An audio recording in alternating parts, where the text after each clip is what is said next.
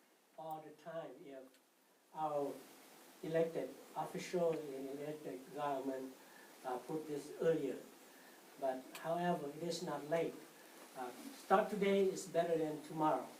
So we appreciate the effort of the state legislators that helped putting our request together. Representative Chow will also add to that. I just want to add that if General Powell, he is here. He is in our hearts and in our spirits, and they all here. All the SGUs and the people that lost their lives trying to find a better life for themselves, and those that didn't make it. We've lost so many. I've lost my father. Yesterday, I lost my stepfather. We've lost a lot of grandpas. But you know what? They're all here with us in spirit. So thank you. Any other? Yes, Mitch. Yeah, do we have an exact number of how many veterans are still alive today? We don't have an exact number because that's, and I hope that through our verification process through the task force that we'll be able to get better numbers. But we have approximately, we know that there's less than 1,000 left. But Liqbal, do you want to add to that? Yes, in talking to all of the veterans group, it is estimated about 1,000 or so are left, and so not many of the veterans are left. In Minnesota. Yeah, in Minnesota. In Minnesota. I just need to add something. I would be remiss if I did not acknowledge the co-chair, Bliss, and co-vice chair Olson, and the 25 Republican signatures on this bill. This is a bipartisan bill, and there will be more signatures as we move forward. But I want to acknowledge my colleagues on the other side of the aisle who wholeheartedly, genuinely put their signatures on this bill, all 25 of them. Thank you. Any other questions? I wonder if you can explain the impact of the bill for the rest of the veterans here in Minnesota. I think that I went over a little bit already, is that we hope, because of the fiscal outlook for the state, that there is no monetary benefit to it, but our veterans have always told us it was just the recognition of their service. And so we did our best to ensure that they would have some of the rights and privileges, the benefits and privileges that our department, our MDVA could be able to support. And so as I stated earlier, it'll be some of the things that include like the use of the quarters that is available through MDVA, certified vital records, renewal of professional licenses, and honor and remember flags, and a couple of the other things that I listed earlier. But that is the actual, what we would call the benefits and privileges that will be available to them. But the fact that they can hold their heads high and say that they are now recognized as veterans in the state of Minnesota for their service during the Secret War. I think that is what we would like to hold up as the most important thing to our veterans.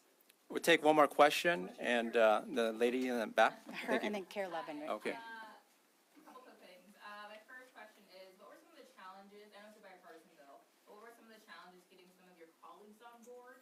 And then my second question is, if this were to pass, what's next? I know you mentioned that there's kind of a lack of education around this. Do you hope to maybe broaden this out once it gets the recognition, maybe work to get some of this information like in public schools? Take a second, take her first. What was the challenge? The challenge is education, is about educating our colleagues.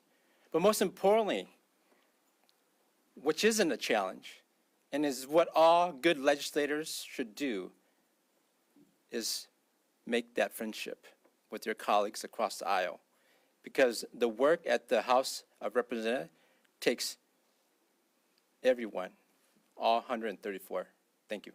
What was the second part of your question? My apologies. Yeah, if this were to pass today, what's next? I know you mentioned that there's a lack of education of people knowing. Do you hope to maybe introduce some form of legislation that would educate more people about this in schools, or?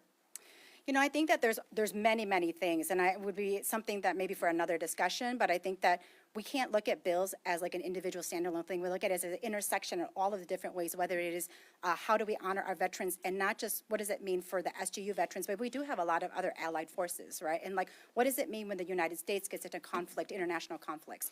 What does it mean when we also marry education with the work that we are doing, so that we do educate our students in Minnesota about the diversity and how everyone ends up here? And that's not just for the Southeast Asian community. We have large East African communities. We have, South South Asian communities that are here, and they're all here, we're all here for different reasons, and so education, robust education is very important for that.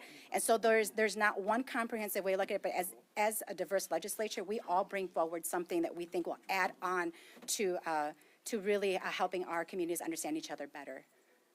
We'll have one more question. Kara Levin had a question, was it? Oh, that was just, okay. So I think that we can wrap up if there are no further questions, but I will just say that to the question, oh, okay, well, yeah. What I fix to ask, I think is on most of you guys' mind. After this bill passed, where are you going to get your DD to 14? Your DD to 14 will get you your driver license, and wetlands. You got to have you pass the So- interview with the task force. So I kind of Yeah, I know we have those, I read those. It just, I wonder how they will process from here. yeah, and so bây giờ ha của ta chỉ nói mấy chữ tế là nó còn nó bé ha cho press new base so bây giờ hàng gì đó có một lần đầu dạng cứ bây giờ new task force chính yếu sau ha chính yếu ở ha lối so bây giờ mấy cho lối ha on đây bao nhiêu chance to cho lối sĩ thẳng okay. So what I will just end with today is that when the question was asked of what would General Vang Pao think. My grandfather was a colonel in the Secret War, and he died. I was just looking at his, some of the records from his death. Is that he died the year before I got elected in 2018. He died in 2017, and what I always remember hearing as a small girl was that we were their dream.